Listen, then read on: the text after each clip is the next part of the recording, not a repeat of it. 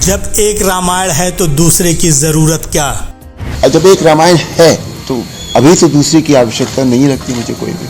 तो दूसरे की आवश्यकता क्या है? जब वो अपने आप में कोई चीज पूरी है, संपूर्ण है, तो क्यों दूसरी बनाई जाए? मंदिर बनने का भरोसा था, इतने बड़े इवेंट का नहीं। मंदिर बनेगा ये तो जरूर पता था, बिल्कुल है ना, ये विश्वास था पूरा। प्राण प्रतिष्ठा इस तरह से होगी, इतना बड़ा इवेंट होगा ये, इसका अंदाजा नहीं था। रामायण हमको हमारी मर्यादा सिखाती है। रामायण हमें ये सिखाती भी है कि हमें मर्यादा में कैसे रहना चाहिए। मंदिर के बनने के बाद भी नहीं होगा कोई बड़ा परिवर्तन। मंदिर के निर्माण के बाद भी मुझे नहीं लगता कि ज्यादा परिवर्तन होगा, क्योंकि राम लल्ला की प्रतिष्ठा कर रहे हैं। जो अभी रामायण, जिस रामायण की आप बात करें, जो रामायण हमने की थी वो बहुत पसंद की गई, उसमें कोई कमी थी? नहीं। तो फिर आप क्यों चाहते? उस तरह की से मतलब नहीं है। ये एक चीज यहाँ रखी हुई है तो अपने आप में पूरी है ना। कोई जरूरी नहीं है कि दूसरी चीज तब लाई जाती है जब या तो उससे अच्छी बने या उससे कम बने। उसके बराबर की चीज तो दूसरी चीज का कोई अर्थ ही नहीं है, बिल्कुल भी, है ना। और बाकी तो भविष्य की बात पता नहीं भाई, राम जी क्या चाहेंगे, क्या उन्होंने सोचा होगा, क्या डेस्टिन्ड है, वो नहीं पता मुझे। पर जब एक रामायण है तो अभी तो दूसरी की आवश्यकता नहीं लगती मुझे कोई भी। मैं वही कह रहा हूँ, जब वो है ऑलरेडी तो दूसरी की आवश्यकता क्या है? जब वो अपने आप में कोई चीज पूरी है, संपूर्ण है, तो क्यों दूसरी बनाई जाए? और जिस दिन किसी को लगेगा तो वो बनाएगा, फिर से कोशिश करेगा कोई। अब कोशिश में कितनी कामयाबी मिलती है वो तो राम जी जाने, वो व्यक्ति जाने। मैंने थोड़ी देर पहले भी कहा था कि हम अपनी संस्कृति से थोड़ा थोड़ा दूर होने लगे थे, लेकिन अब वो माहौल फिर से बना है। तो अब वो ये जो माहौल बना है ये यहाँ it's come here to stay, ये रहेगा, ऐसे ही रहेगा। क्योंकि आज हमेशा ये होता है कि जो आगे जो झंडा लेकर चलते हैं, जो मशाल लेकर चलते हैं, वो यंग लोग होते हैं। और आज का जो यूथ है वो इस समय इतना उसका जो वो इतना रामायण के साथ जुड़ गया है। क्योंकि आज मैं देखता हूँ कि जब भी मैं कहीं जाता हूँ या मैं कहीं ट्रैवल करता हूँ तो सबसे ज़्यादा जो मिलने वाले लोग होते हैं वो यूथ होता है। तो अगर यूथ ने इस बात को समझ लिया है, यूथ अट्रैक्ट हो गया है उस तरफ, तो फिर ये बहुत दूर तक जाएगी। मंदिर बनेगा ये तो ज़रूर पता था, बिल्कुल है ना, ये विश्वास था पूरा। प्राण प्रतिष्ठा इस तरह से होगी, इतना बड़ा इवेंट होगा ये, इसका अंदाजा नहीं था, लेट मी टेल यू। क्योंकि मेरे अपने जीवन की ये सबसे बड़ी घटना है। तो ये इस तरह से होगी, इतना ऊर्जा होगी इसमें, पूरा देश राममय हो जाएगा, पूरा विश्व, जहाँ जहाँ भी राम को मानने वाले लोग हैं, इसकी कल्पना नहीं थी। इसलिए ये जो अनुभूति है ये बहुत सुखद अनुभूति है, बिल्कुल, कि हम एक ऐसे पल के साक्षी बनेंगे जिसके विषय में हमने सोचा नहीं था कि उसका मैग्नीट्यूड इतना होगा, इतना बड़ा होगा।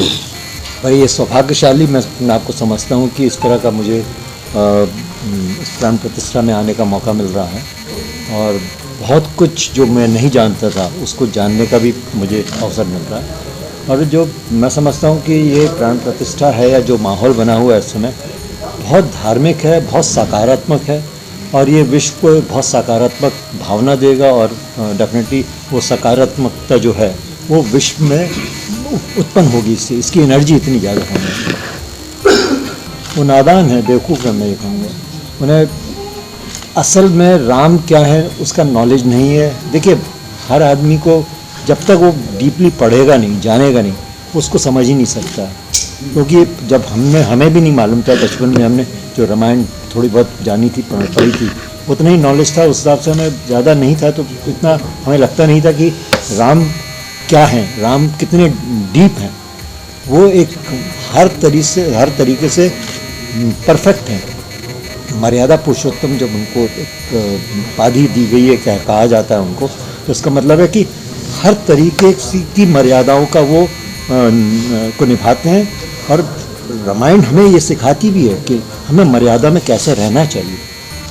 और ये शिक्षा उन्हें नहीं मालूम है, ये इसका नॉलेज नहीं है, इसलिए वो उस तरह की बेवकूफ़ी कर रहे हैं। जो पहले इमेज हमारी बस चुकी है लोगों के दिलों में, जहन में, तो मंदिर के निर्माण के बाद भी मुझे नहीं लगता कि ज़्यादा परिवर्तन होगा, क्योंकि राम लल्ला की प्रतिष्ठा कर रहे हैं।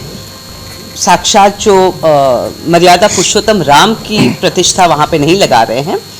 तो हिंदुस्तान के लोगों ने, भारत के लोगों ने बहुत प्यार दिया है हम सभी को, रामायण के सभी किरदारों को, और मुझे लगता है ये वो कंटिन्यू करते ही रहेंगे और ऐसा प्यार हमें मिलता ही रहेगा।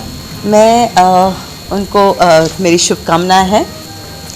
अभिषेक जी को, बहुत अच्छे प्रोड्यूसर हैं, बहुत अच्छे कम समय में हम सबको एज एक्टर्स इस सॉन्ग के लिए उन्होंने लॉक किया एंड बहुत हंसी खुशी से हम लोग ने ये गाना किया। ये गाना हमने 2 दिन में शूट किया। रात को शायद 3 बजे हमने पैकअप किया। हम लोग हनुमानगढ़ी, लता मंगेशकर चौक, और पहले दिन तो हम गुप्तार घाट पे थे। बहुत अच्छे तरीके से लोकेशन उन्होंने सिलेक्ट किए हैं और ऑल्सो बहुत अच्छे एपिसोड्स उन्होंने लिए हैं। शबरी का लिया है, हनुमान जी का एंट्री ली है, तो बहुत सुंदर तरीके से पूरी रामायण वो दर्शा रहे हैं वो 1.5 मिनट के गाने में। So we are very happy, I am very happy कि मैं उनके साथ मैं एसोशिएट कर रही हूँ। ये मेरा तीसरा गाना है, मेरे घर आए राम। ये है हमारे घर आए राम, लेकिन ये मेरे लिए ये तीसरा गाना है और मेरे 2 गाने तो बहुत सुपर हिट हुए हैं एंड मुझे पूरा कॉन्फिडेंस है कि ये वाला गाना उसको भी सरपास कर जाएगा।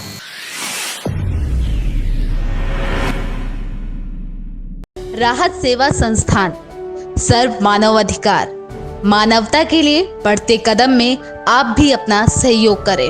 सब्सक्राइब करें आपका अपना चैनल न्यूज़ टाइम नेशन और हर खबर सबसे पहले पाने के लिए बेल आइकॉन जरूर दबाएं। और हाँ, खबरें पसंद आ जाएं तो लाइक और शेयर करना ना भूलें।